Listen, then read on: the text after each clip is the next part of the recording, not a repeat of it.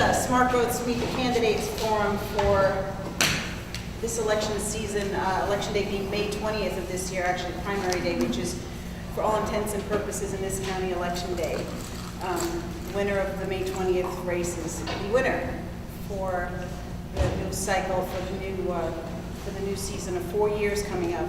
My name is Claudia Castro. I'm the Managing Director of Smart Growth-Forsyth. I've been with the organization for the last, I want to say, must almost be 10 years. You may not always hear about us, but we're always out there lurking somewhere, listening, paying attention. It's the key operative words, paying attention. Can someone tell me how many counties there are in the United States? A rough guesstimate, how many counties are there in the entire United States? 5,000. Close, a little bit less. A little bit less. I was 52 in California and 159 in Georgia. Yeah, there you go. It's about between 35 and 3,700 counties. Forsyth County is the 7th fastest growing county in the nation out of 3,500 plus. So that gives you an idea of what it is that we as a county are going through, what we as a population here are going through, if we're already at that level. Does anyone know where we rank in terms of school districts and how fast we're growing in terms of the country? I think it was third, was something that I saw, but we're definitely in the top 5, and I'm sure there are plenty more school districts than there are counties in the nation. So top 7 in growth, top 3 in school district growth. 1 + 1 equals 175,000 plus, right? Population and growing. Issues related to growth and development are not secondary to what candidates who are running for commissioner should be asked. These are primary issues. These are pertinent issues. They're important issues because they involve and they affect all of us as taxpayers, all of us as residents, all of us who are looking for a certain quality of life. So we pride ourselves at Smart Growth on presenting to you a forum or a series of question and answers that's nonpartisan. We're a nonpartisan organization. So these questions that we're asking are not related to politics, they're not related to the GOP political line, they're not related to the Democrat political line or Libertarian or Tea Party. These are questions only related to growth and development in the county, and how can we come together and how can we ask our commissioners, what can we ask of them to help formulate the vision that we need to see from them? You know, Todd Levent wants to represent us in District 3 in the 7th fastest growing county in the country. So what does he have to do? What do you want him to do? What does he need to be doing? There's 5 of them on the board. What vision do they have for where we're going to be, not 2 years from now or 4 years from now, but 20 years from now? Is this going to be the county your children want to come back to? Is this going to be the place where you're going to stay because you're just loving life and everything is going the way you envisioned your dream, American dream would go? Well, these are questions they have to answer. They have to answer, what are they going to do about infrastructure? What are they going to do about schools? What are they going to do about our public safety? These are all related to growth. So as much as they have other issues on their plate when they're talking to maybe a political group, here what they're talking about and what they have to talk about is what methods can they put into place in order to allow growth to occur in the county in an intelligent, in a smart, in a manner that's fitting of the residents that live here, right? We all know what could happen. It's just next door in Gwinnett County. We know what we could look like, and nobody came here for it to look like that. So with that, I'm going to open up the floor to Todd. I will also like to preface, as it comes to mind, I'm sorry, it was a long day at work, that we did ask the other candidate for District 3 Commissioner, David Hole, to attend. We invited him to attend, and we sent him the same questions that we sent to Todd Levent. And we heard back late last week from Mr. Hole that he had another commitment. So he won't be making it today. We did suggest to him and encourage him to please send us his responses to the questions, which were also made public and are on our website, so everything's on the up and up. We asked him to submit answers to the questions so that we could perhaps read a few of them to you and give you his perspective, but we didn't hear back from him. So I just want to let you know where we stand on that. And I'm going to open the floor now to Todd to give his opening statements. And then myself, Bill Start, who's the Deputy Director of Smart Growth, Dee Rudecci, where'd he go, who's the Treasurer, and Jack Leeson, who's the Environmental Compliance Officer for Smart Growth. They'll all be asking questions from the same playbook that we've posted online and that we've submitted to the candidates. If you've signed in and received a little raffle ticket, that's for you for the end of the evening. We'll call some names out of we'll call the numbers out of a. Did everybody get one that wanted one? These are an opportunity for you to ask a question of your candidate. So what we'll do is we'll call a number, and if that's your number and you feel like you have a question that you'd like to ask and you haven't addressed it, then please feel free to stand up at the end of the evening and ask that question. If you haven't yet signed in, we would also ask for you to please sign in so that we have a record of your attendance this evening, your name and email contact, what neighborhood you live in, just so we kind of know who has in our attempts to reach out to the community. So with that, I open up the Meet the Candidates forum and introduce you to Todd Levent, current District 3 Commissioner.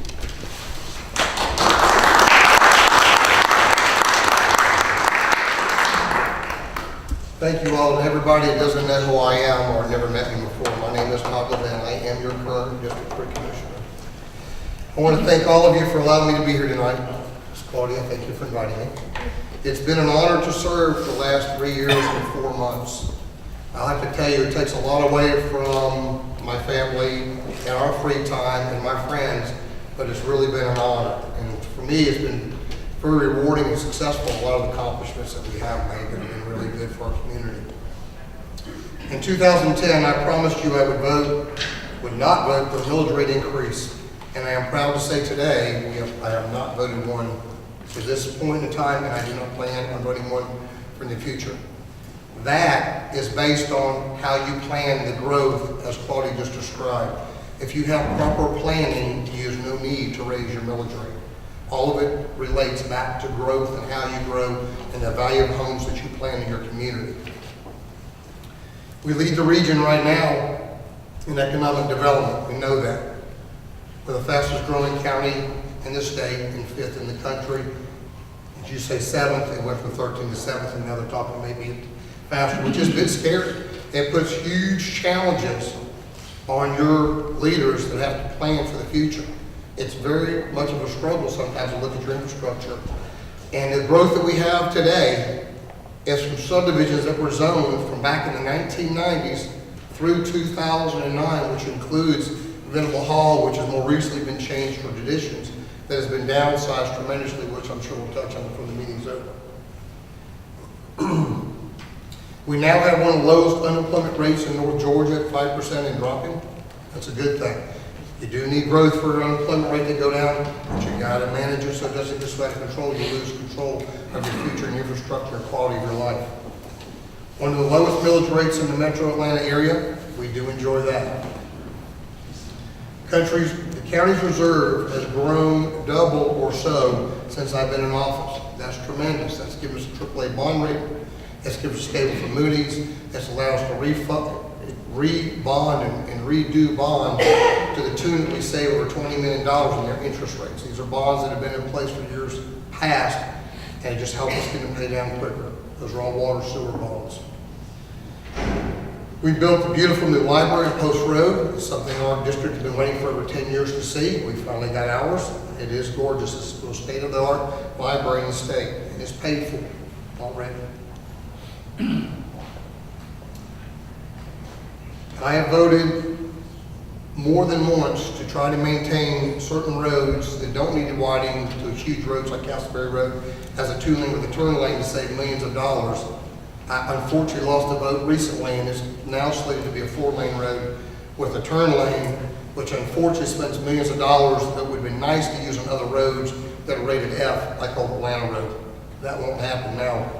However, we also were fortunate enough to get enough votes to get Mullinax widened to a 4-lane road, which does need it, and if anybody travels that thing in the morning hours, you feel the pain sitting in a long line of traffic. We most recently were able to put a temporary right turn lane at Union Hill Road, to help relieve that traffic until the road gets under construction. Overlays.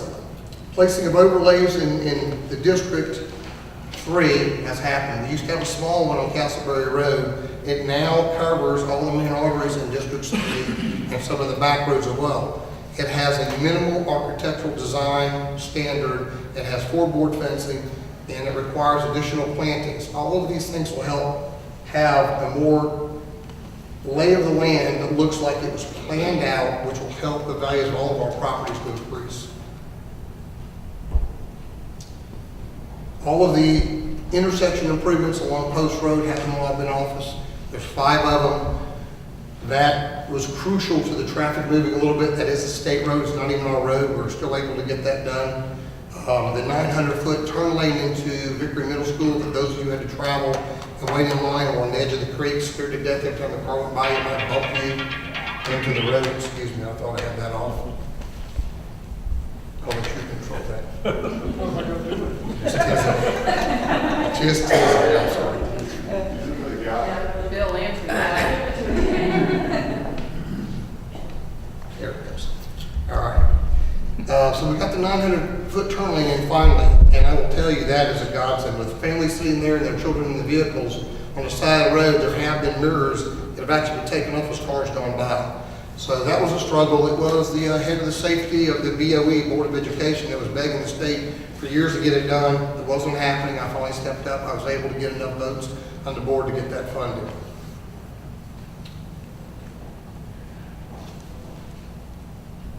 Unfortunately, we lost some battles. One of them was transparency. We do not, at this time, require all members of an LLC or have financial interest in LLCs to list themselves on zoning issues. The problem with that, as a commissioner, we sign paperwork saying that we have no conflict of interest.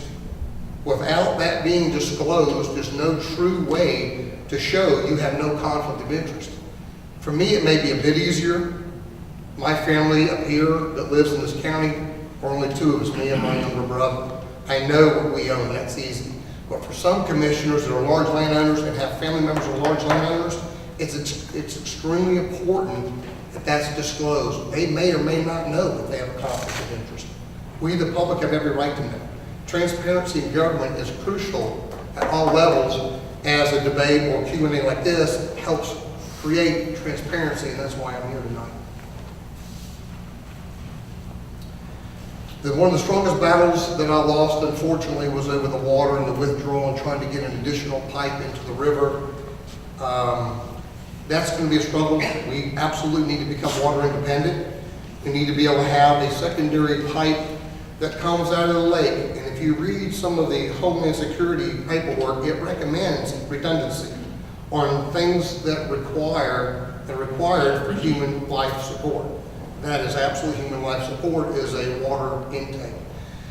If the cities fail to go back to throwing pumps in there and such like that, we should have an additional intake.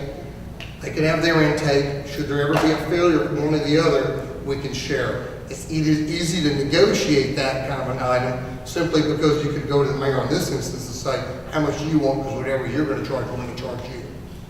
It's easy that way. Unfortunately, we don't have that. I tried again 2 years ago to go down to the EPD to increase our water permits based on the needs. The needs are exactly what the policy of the EPD says it should be based on, and they will change based on the municipality's needs. Well, our needs are greater than the city based on we service 2/3 of the county. They service 1/3 of the county. And it's real simple because in the contract that expired, it said that we would get back 5 million gallons a day as well. I brought all that down to DPD, and they started to agree with me to the point that the director said, I will have you something in writing in 2 weeks. Unfortunately, we have a couple of commissioners that took the mayor in tow behind my meeting and killed the deal. We now pay on our water contract more for the permits that the city owns past the amount that we have. Because the permits we have do not fill our needs. We have to now buy water off of their permit as well, and they are charging us a higher rate on that water. So, and that is exactly why the EPD had it based on needs. So this couldn't happen in one municipality sticking to another just because the EPD decided to give them higher permits. I lost that vote, unfortunately. That's just the way it goes. I do know that David Hall is the pick of the city and is the pick of those two commissioners. They're supporting him. And it's crucial that you all vote for who best supports you. And by the way, that 11 million gallons a day on the river, that'd be brilliant for us. We're gonna need that for our future, we really do. In our hot summer months, we will use between 18 to 24 million gallons a day, which starts to hit our max limit and the city limit that they can give us. We max out on use between the both municipalities. So it's crucial that we get the EPD to release that permit they've been trying to do us for years.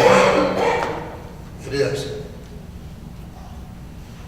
So some of these battles were close. They were 3-2 votes. They were back and forth. If anybody watching this meetings, they got a little rough sometimes. I've always stood with the people. I truly understand that I work with other elected officials. I don't serve them, I serve you, the people. And that is crucial that everybody understands it. There's a major difference in a political person that's in for politics and a person that's there as an elected official to serve the people. And I hope that you will vote for me. I hope you re-elect me again. And I would love to give you another 4 years serving you. And now we'll let Miss Claudia get to all her Q&A for me.